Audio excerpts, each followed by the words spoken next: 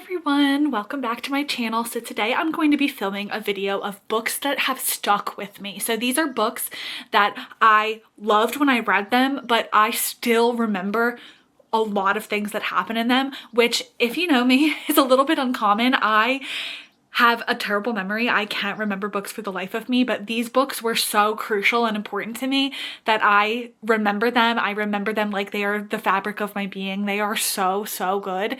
And these aren't necessarily like my all-time favorite books, but these are the books that I don't want to forget and I haven't forgotten. So I'm going to go ahead and get started. The first book I want to talk about is Project Hail Mary by Ahdieh Weir. Now, Project Hail Mary is unlike anything I have ever read. I would have told you before reading this book that I hated sci-fi, that I hated it with every fiber of my being. And then I read this book, and since then I've read it twice. Like, I can't stop reading this book. It is so good. So we follow this man who wakes up on a ship and he realizes that he was on this mission and he is the only one who survived. So they were all put to sleep and he's the only one on the ship who actually survived. So it's him dealing with being alone. And this book, oh my gosh, it has some of the best relationships that I've ever read. It is just so incredible. And we follow him on this ship and he is going to fulfill his mission even though nobody else is there with him, and it is incredible. The next book I want to talk about is Wolfsong by TJ Klune. Now, I read this book before it was traditionally published, but of course I had to buy these beautiful, beautiful editions of the series in the traditionally published versions. This book is so incredible. TJ Klune has my whole heart. This was the first TJ Klune book that I ever read, and I just fell in love with his writing. This book, the reason why I remember it so well is because of how it's written. So like the way that the werewolves speak and think in their heads is so unique. It's unlike anything I've ever read before. It is so good. So this book follows our main character Ox, and he is dealing with a new family coming to town, the Bennett family. And he realizes that the Bennett family can shift into wolves. And so it's him grappling with that. And of course he falls in love with one of them. It is just so incredible. I highly recommend this book and all of the books that came after it. These books just really stuck with me and stuck with my heart. Next, I have The Great Alone by Kristin. And this book, the reason it stuck with me so much was entirely the atmosphere. The atmosphere of this book is unmatched. I adore books that take place in Alaska, and this is one of those books. It is just so good. It follows this family in the 70s, and they move to Alaska, but they're completely unprepared for the Alaskan winter, so it's them kind of trying to survive, and this has such a beautiful love story. It is just an incredible book. I highly recommend. Next, I'm going to talk about a graphic novel, and that is Saga. Now, this is the compendium of like all of the issues. It is so good. First of all, the artwork in this is so beautiful. But secondly, the story is incredible. It tells the story of kind of like star-crossed lovers, right? They shouldn't be together, but they are together, and they have this delightful little daughter, and it's them kind of traveling the world, like escaping because they're really not supposed to be together. Like, if people find out that they're together, like they could be hunted and killed. And so they're being chased all throughout the different universes, the different planets and all of that.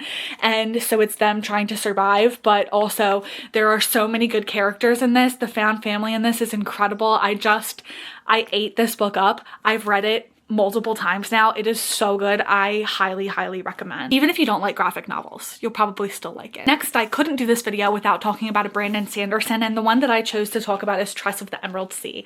I loved this book. Basically, Tress meets this guy and then he gets taken on this journey. So she goes out to essentially rescue him. So it's her rescuing him, and it is just so good. The tagline is like, if the Princess Bride was told from the story of Buttercup and she went after Wesley when he was gone at sea. And it is so good. The world is so unique in this. The water isn't made of water, it's made of like these spores, and it's just so good. You have to read it. You have to experience this. This is one of my favorite fantasy books of all time. Then we have another like piratey book, and that is The Adventures of Amina Al-Sarafi. I read this a couple summers ago, or maybe it was last summer when I read it.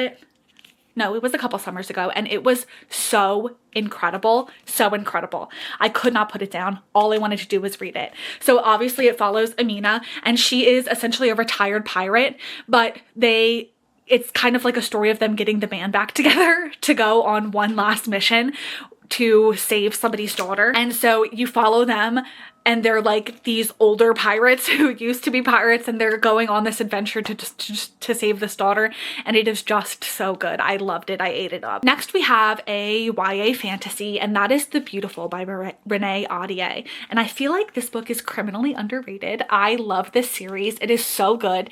It's got the atmosphere that you want. So this book takes place in New Orleans in the 1800s in New Orleans, and it is just so beautiful. It is a vampire story. It is, oh my gosh, it's so good, but it's a vampire story like you've never read before, and it is so atmospheric. That's what I remember most about this book, is just the atmosphere. It is so incredible. I highly recommend this book and this series. And the last two books are a little bit more serious and somber. So the first one I have is My Dark Vanessa by Kate Elizabeth Russell, and this one is really, really dark, and I think that that's why it stuck with me. It's because it's very heartbreaking and sad, but I remember reading this book like it was yesterday, and in actuality I think I read this book in 2020. Like, it was that good. It made that much of an impression on me. So this book tells the story of a teacher-student relationship that's very traumatic, and you really need to be careful when you read this to protect your peace, but it is so incredible, such a beautiful story that I think that most people should read if you have the capability to. And then my final book is actually a memoir, and that is Educated by Tara Westover. This is the first memoir I ever read, and it got me hooked on memoirs. I love reading stories from people's own points of view.